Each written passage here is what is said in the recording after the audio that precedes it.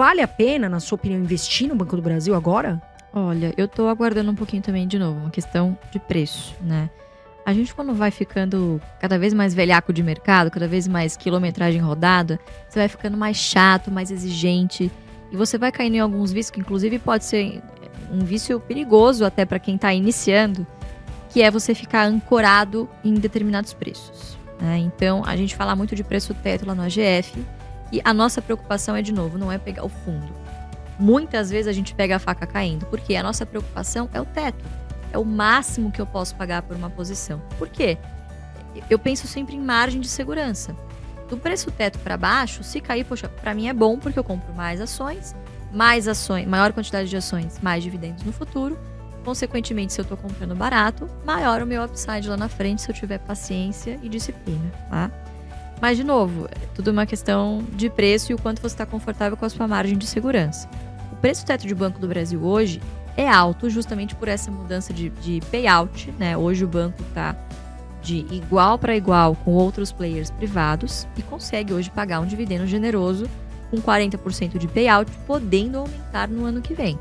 Então, isso é um fato. Eu acho que o banco mudou de patamar. Esses últimos 5 anos foi feito um excelente trabalho, não só de gestão, mas também de governança.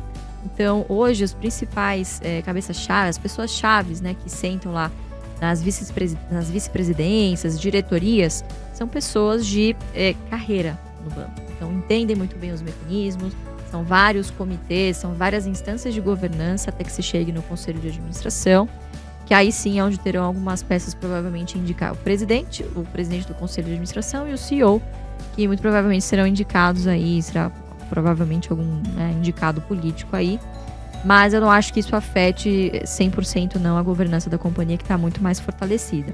Eu tenho um preço, na minha cabeça é o meu preço teto, né, que eu coloquei a minha margem de segurança em cima do que está calculado lá na AGF+, que é de 32,50. Se voltar para baixo desse preço, é um preço que eu, de novo, pessoal, não é recomendação, a gente fala sempre do que eu estou fazendo na minha carteira.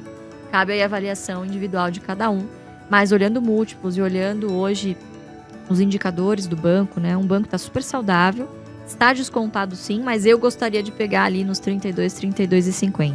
Mas quem estiver comprando agora, não acho que está fazendo um mau negócio, não. Acho que tem bastante margem de segurança ainda em relação ao que o banco pode e tem potencial de pagar nos próximos anos. Então, tá barato sim. Eu acho que é o que você fala, né, Lu, também. Tem que ter paciência. Porque muitos investidores que estão começando agora, eles olham assim, comprou o Banco do Brasil. Depois de 3 meses, a pessoa tá reclamando. Tá andando de lado, não tô ganhando dinheiro. Ou caiu um pouco, já tô desesperado. Mas foi o que você falou, tem que ter uma visão de longo prazo. Um Banco do Brasil, que é um banco, que só tem lucros crescentes, receitas crescentes, bem administrado. Claro, tem o dedo estatal, tem um certo risco. Mas, já passou por vários governos. Então, comprando hoje, tá atrativo, se a gente olhar a questão dos indicadores. Né? Se tiver uma visão de longo prazo, acho que é uma boa. Mas eu queria que você falasse, Lu, tirando o Banco do Brasil, eu acredito que você tenha Banco Santander, se eu não me engano, ou você ou o Barsi, seu pai. Seria o segundo banco que você acha que hoje está melhor posicionado? Fora o Banco do Brasil, e por quê? Não digo que está melhor posicionado. É um banco que provavelmente vai sofrer nos próximos meses, muito porque é um banco que é de linha de frente, é essencialmente de varejo. E a gente está vendo aí indicadores bem preocupantes de inadimplência. O mercado, obviamente, ele não discute, ele precifica, né? E o mercado já está precificando uma PDD, uma PCLD, uma provisão de devedores duvidosos, né, maior para os próximos trimestres. Por ser essencialmente de varejo, muito provavelmente o Santander vai antecipar, quer dizer, vai fazer uma provisão maior do que os outros bancos no primeiro momento, e depois o restante do setor segue, né? Existe um certo delay. Mas faz parte do business, e tem gestores muito competentes sendo muito bem pagos lá dentro para resolver essa questão. Então, o que o banco tem feito nesses últimos meses, isso é público, né? Tá divulgado nos balanços, é obviamente fechar a torneira.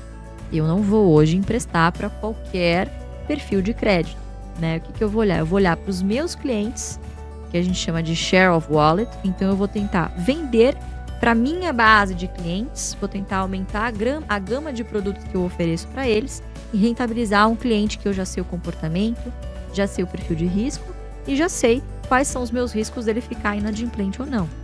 tudo isso, toda essa previsibilidade é muito importante para que o banco consiga, obviamente, rentabilizar a sua carteira, né? Então, eu acho que veremos aí próximos trimestres de bastante altos e baixos. O último trimestre já mostrou que foi bem desafiador. Então, quando você é sócio de empresas, você precisa entender que nem tudo sempre vai ser um mar de rosas.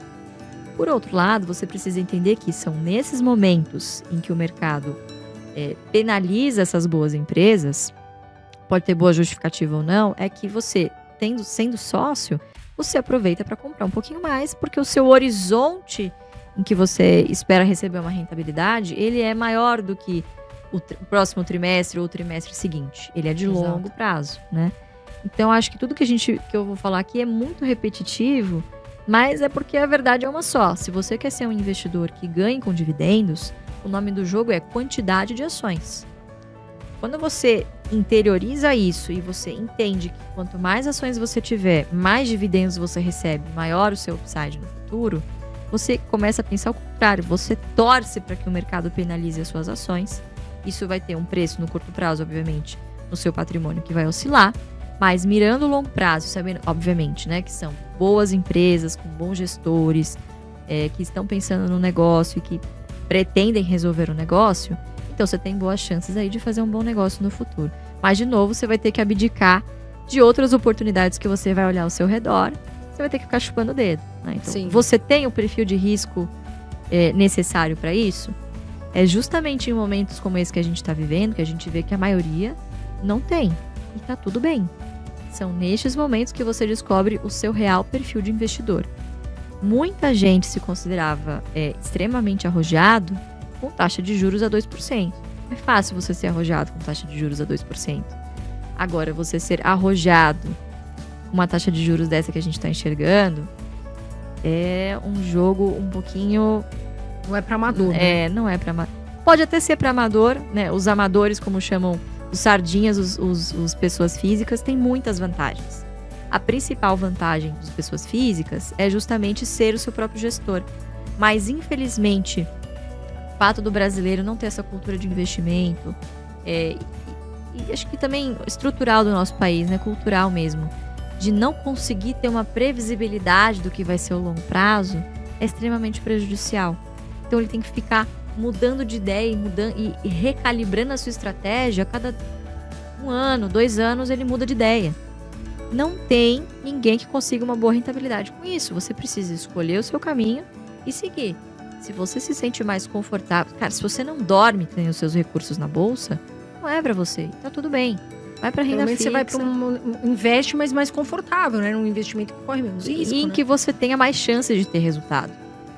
Às vezes as pessoas tentam lutar contra a sua própria natureza, vão pra bolsa, obviamente, com uma expectativa, colocam um dinheiro que não era de bolsa, ou seja, que elas vão precisar logo, e tentam um golpe de sorte. Né? Isso que você falou é super importante, Lu.